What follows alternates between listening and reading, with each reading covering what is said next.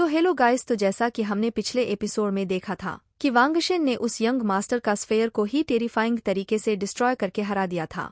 तब हम लोगों ने देखा था कि उस यंग मास्टर के साथ में आए हुए दो लोग अभी भी जिंदा थे, जो अपने यंग मास्टर को संभालने की कोशिश कर रहे थे, और वो लोग किसी तरह के रेड स्मोक का इस्तेमाल करके वहां से भाग गए थे। इसके बाद हम लोग इस एपिसोड में देखते हैं कि जू लैंग बताता है कि वांगशेन, तुमने इस बार जू फैमिली को ऑफेंड कर दिया है, इसलिए अगर मैं फ्यूचर में डार्क डीमन रियल में वापस जाता हूँ तो वो लोग इस बात का बदला जरूर लेंगे। यह सुनकर वांगशेन कहता है, तुम्हारा उसके साथ नाता क्या है? तो जू लैंग अपने बारे में बताता है कि मैं डार्क डीमन रियल के 9 मेजर फैमिलीज में से एक से बिलोंग करता हूँ, जिस वजह से मैं अपनी फैमिली का यंग मास्टर हूँ। मगर जब मैं अपनी फैमिली के हेड की पोजीशन को लेने वाला था, तब कई सारे लोगों ने मुझे जान से मारने की कोशिश की थी, जिस वजह से मुझे ना चाहते हुए भी वहां से भागना पड़ा। वहीं मैं पिछले कई सालों से लगातार कल्टिवेट करने की कोशिश कर रहा हूँ, ताकि मैं अपनी कल्टिवेशन को रिकवर करके वापस जाऊं और इस बात का बदला ले सकूं। यह सब कुछ सुनकर वांगशेन कोई जवाब देता उससे पहले ही यहाँ पर किसी बुढ़िया के हंसने की आवाज सुनाई देता है, जो हंसते हुए कहने लगती है कि यहाँ पर तो एक नेचुरल चार्म एबिलिटी वाली लड़की है, इसलिए फाइनली मैंने एक ऐसी लड़की को ढूंढ लिया है। यह सुनकर वांगशेन पूरे रिस्पेक्ट के साथ में पूछता है, क्या मैं जान सकता हूँ कि आखिर आप कौन हैं? वो बुढ़िया अपनी बारे में कुछ नहीं बताती है, और वो बुढ़िया किसी ग्रीन जेड का इस्तेमाल करके ल्यूफी को पकड़ लेती है। तब यह देखकर वांगशेन तुरंत फाइट करने के लिए तैयार होते हुए कहता है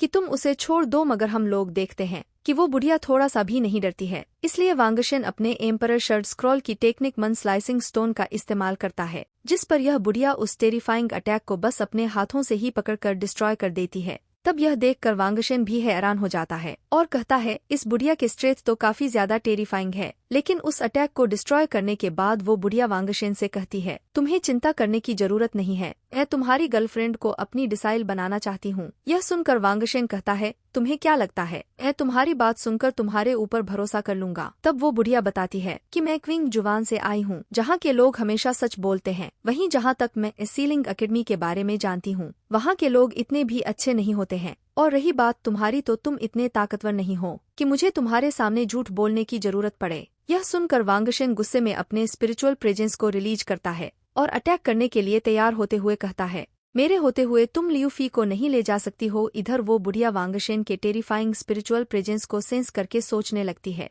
इस लड़के का स्पिरिचुअल प्रेजेंस इतना ज्यादा टेरिफाइंग क्यों लग रहा है?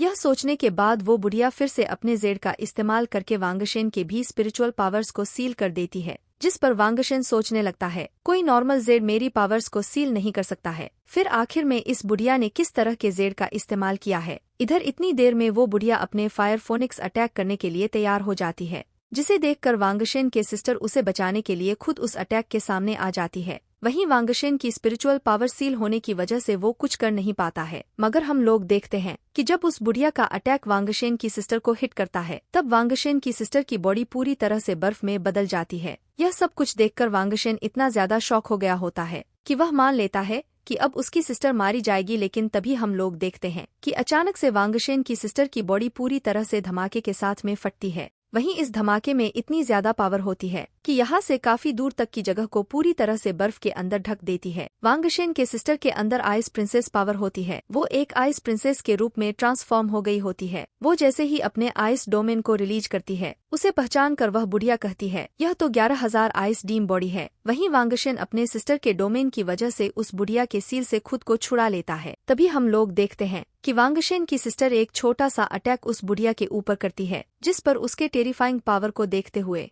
यह बुढ़िया कहने लगती है कि इसकी आइस पावर तो काफी ज्यादा टेरिफाइंग है। लेकिन हम देखते हैं कि वांगशेन की सिस्टर इस बुढ़िया के चारों तरफ आइस फॉर्मेशन क्रिएट कर देती है। वो बुढ़िया भी इतनी ज्यादा पावरफुल होती है कि वो केवल अपने स्पिरिचुअल पावर को रिलीज करके ही अपने चारों तरफ के फॉर्मेशन को डिस्ट्रॉय कर देती है। जिसके बाद हम लोग देखते हैं कि वो बुढ़िया जैसे ही फाइट करने के लिए आगे बढ़ती है, तब वांगशेन की सिस्टर भी एक आइस स्वॉर्ड का इस्तेमाल करते हुए टेरिफाइंग स्पीड में उसके साथ फाइट करने लगती है। वहीं अपने फाइट में जब वांगशेन के सिस्टर डोमिनेट कर रही होती है, तब वो उस बुढ़िया को हराने के लिए अचानक से आइस ड्रैगन अटैक को तैयार करती है, जिसकी वजह से वो बुढ़िया भी उसके आइस ड्रैगन को देखते हुए अपने ग्रीन ड्रैगन समान करती है। हालांकि इसके बाद जब ये दोनों लोग अटैक करते हैं, तब हम देखते हैं कि इन दोनों लोगों के ड्रैगन अटैक्स के टकराने की वजह से यहाँ पर बहुत ही ज्यादा टेरिफाइंग एनर्जी रिलीज होती है। इस अटैक में वो बुढ़िया घायल हो जाती है, मगर वह नीचे गिरने के बाद सीधा ल्यूफी के पास पहुंच गई होती है। वहां पहुंचकर वो बुढ़िया एक स्पिरिचुअल बैरियर का इस्तेमाल करते हुए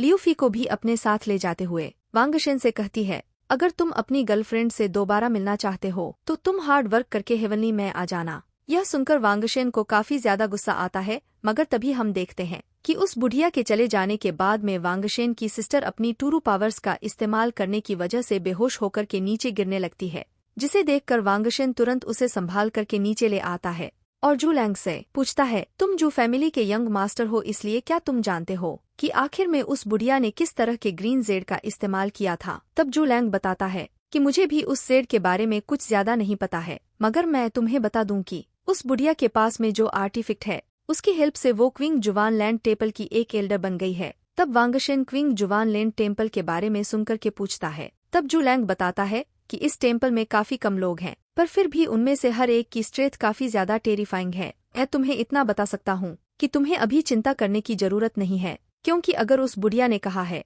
कि अगर वो लियूफी को अपना डिसाइल बनाएगी तो 95% चांस है कि वह सच बोल रही थी। यह सुनकर वांगशेन जू लैंग से कहता है, मेरी सिस्टर इस समय बहुत बुरी तरह से घायल है, इसलिए मैं इसका ट्रीटमेंट करने के लिए सीलिंग एकेडमी जा रहा हूँ। इसके बाद वो बीस्ट बर्ड पर बैठकर वहां से चला जाता है। इसी के साथ यह एपिसोड यहीं पर ही समाप्त होता है। अगर यह मेरी एक्सप्लेनर अच्छी लगी हो तो प्लीज चैनल को लाइक एंड सब्सक्राइब जरूर करें।